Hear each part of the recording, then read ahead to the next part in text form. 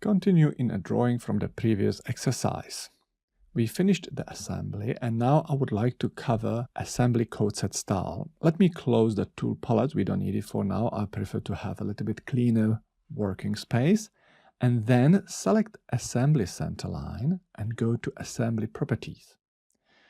Go to tab Codes. Under the code set style, you can see the code set style that we assigned to the assembly when we created the assembly.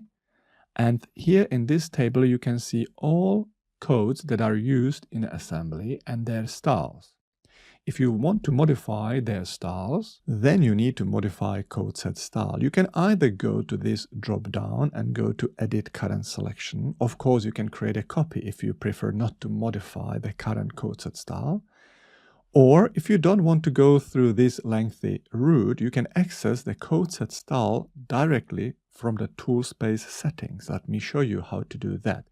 Cancel this window and go to Tool Space, Settings, and then go to General, Multipurpose Styles, Code Set Styles. And the code set styles are displayed here. If you right-click on an assembly, you can go to Edit or even make a copy and some other options. Go to Edit, then go to Codes, and under the codes, you can see all the link and point and shape codes. And if you want to specify the style for a specific code, you can do it here. Let me cancel and let's check the assembly. And what I want to do, currently the ETW point uses green cross and I want to change it. I want to use a magenta cross. How to do that? Let's go to Edit Code Set Style. So right click on Assembly Code Set Style, go to Edit. Then go to Point and scroll down and find out ETW. If you don't find the code that you want to modify here, you have two options. The first option is that you can right click and add the code. If you add the code, you can assign the style. For example, I want to use assembly cross marker magenta. Okay. It looks like nothing happens, but it added a new code which will appear in a list here. New code, and then you just modify. This should be ETW new, for example, or whatever you want to call it. Since I already have a ETW, I can't use a duplicate name because it's already here. And then, of course, you can work with it. The other option is that you can import codes and you can select assembly and it will import all the codes from the assembly you select. Luckily, in this case, the ETW is available here, and under the style, I just need to change the style. So I click on this icon and I select Assembly Cross Marker Magenta. Then I click OK and I click OK. And as you can see, the style changed to magenta. If I look at the other side, the same applies to the other side. Now let's change the style for links. If I look at the very first link, there are two codes. And if there are two codes, it uses two styles. So if, let's say, for the top, I'm using a yellow line, and for pave cyan, so there's a yellow, and on top of it, there's a cyan line. So let's rather modify the pave one link, because there is only one style, and it will be easier to see the change. Let's go to Assembly Code Set Style, go to Edit, then go to Link. Again, you can import the codes if you wish to, or you can create a new code.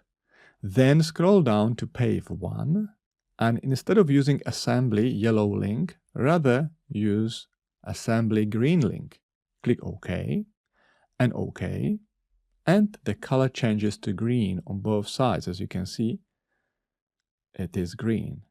And let's change the hatching for the base. Again, go to Tool Space, Settings, Code Set Styles, right-click on Assembly and go to Edit. Then go to Shape. If you don't see your shape here, you can create a new code or you can import code.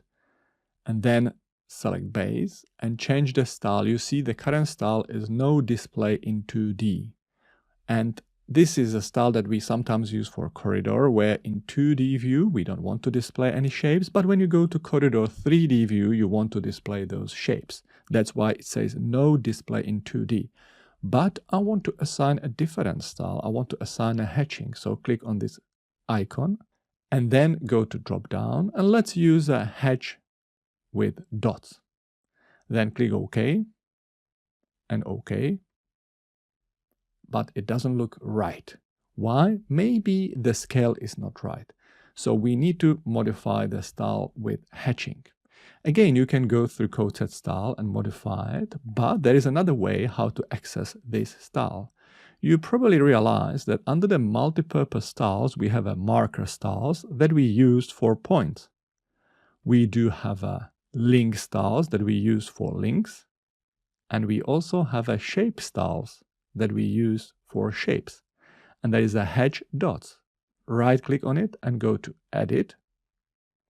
Go to display tab, and now what view direction should we use? This is a section. Assembly is like a section, typical section. So people mostly go to section.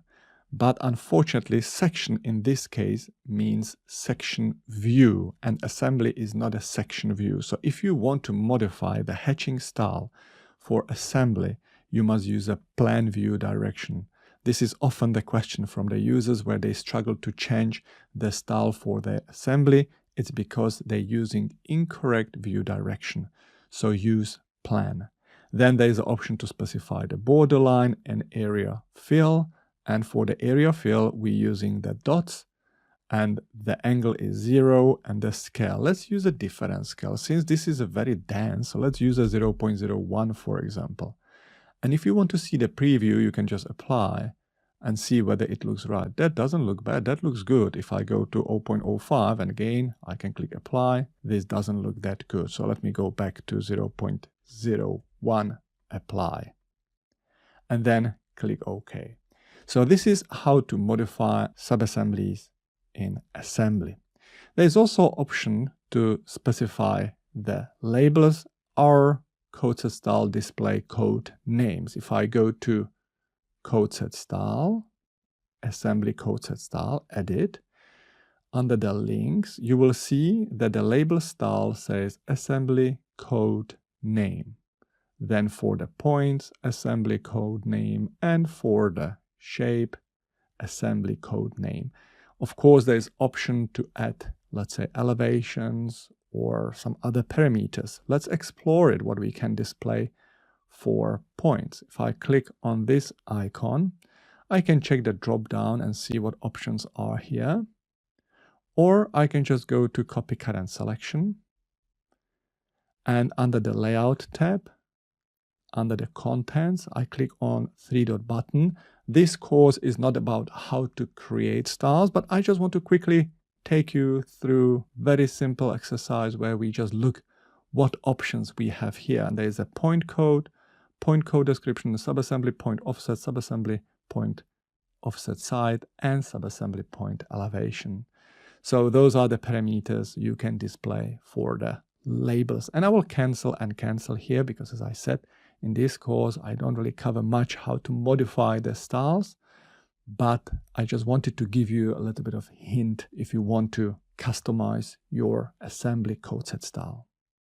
And in the next exercise, I'll show you how to modify the corridor appearance through the code set styles. So you can cancel this window and save your drawing.